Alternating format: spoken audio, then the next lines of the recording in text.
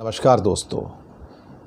Reserve bank of India ने मोदी सरकार को ऐतिहासिक 2,11,000 करोड़ का डिविडेंड सौंप दिया।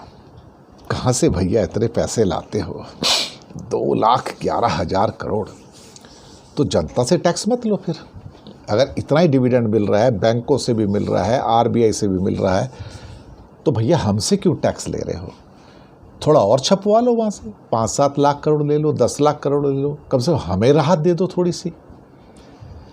पर नहीं साहब, उन्हें तो आपका खून चूसना है। आरबीआई के पास इतना पैसा कहाँ से आ रहा है? वो कहता है मेरी जो ट्रांजैक्शंस हैं, जो बैंकों के साथ ट्रांजैक्शंस हैं, उस पर मुझे प्रॉफिट होता है। प्रॉफिट होता है, बात तो सही है साहब, लेकिन कितना प्रॉफिट होता है अल्टीमेटली? उसकी भी तो कोई लिमिट होती होगी ना, इस प्रॉफिट की भी। कितना प्रॉफिट हो सकता है अल्टीमेटली? 2012-13 के अंदर यही मुश्किल से 25-30 हज़ार करोड़ हुआ करता था। 2018-19 में मोदी ने रिकॉर्ड तोड़ दिया और 1,76,000 करोड़ ले लिया कमेटी बिठा के, और अपने ही एसेट के दाम बढ़ा दिए और प्रॉफिट दिखा दिया, जबकि प्रॉफिट था ही नहीं। अब फिर से वही बेईमानी की जा रही है। अब 2,11,000 करोड़ दे दिया गया। भैया स्थितियां तो कुछ ज़्यादा ही ख़राब लग रही हैं। अब क्या कहा जाए, क्या कहा जाए अल्टीमेटली? मुझे तो अब ऐसा लग रहा है कि जैसे फ्रॉड की कोई सीमा नहीं होती है, इसके फ्रॉड की भी कोई सीमा नहीं बची अब।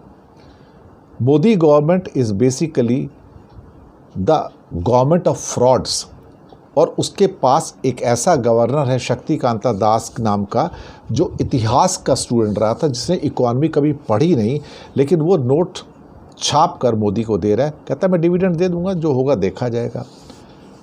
एक खेल खेला जा रहा है भारत की अर्थव्यवस्था के साथ में कि मैं देखो कितना पैसा कमा रहा हूँ। भैया और कमा लो थोड़ा सा, मैं तो खुद कह रहा हूँ ना, और कमा लो पैसा, कम से कम हमारे पैसे बच जाएंगे।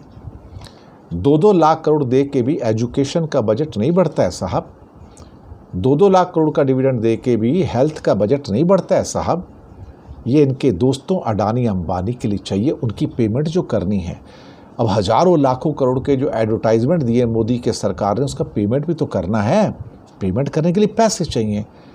तो इन्होंने बजट में सोचा था कि 1 लाख करोड़ हमको दे देगा ये, लेकिन आरबीआई है ना, गुलाम है ना उनका, तो शक्तिकांता दास नाम का, वो जैसे चुनाव आयुक्त गुलाम है ना, जैसे ये भी एक गुलाम है। 2,11,000 करोड़ दे दिए, और जो सरकार के फेवरेबल जितने भी इकोनॉमिस्ट हैं सारे खुश हैं। कोई इस बात पे प्रश्न नहीं कर रहा कि पैसे आए कहाँ से। अपने घर में कोई डाका डालता है यार, ये अपने घर में डाका डाल रहे हैं साहब। अगर इतना ही पैसा यहाँ से आ रहा है सारी ट्रांजैक्शन करके, तो भाई साहब हमें तो बजट बनाने की ज़रूरत नहीं है। हम क्यों टैक्स लगाते हैं? हम जनता से क्यों टैक्स ले रहे हैं? फिर तो जीएसटी पूरा ही माफ़ कर दो, बात खत्म हो गई। आरबीआई से नोट छपवा लो, हो गया काम। वो काम करो जो अर्जेंटीना कर रहा था या बाकी कंट्री कर रहे थे।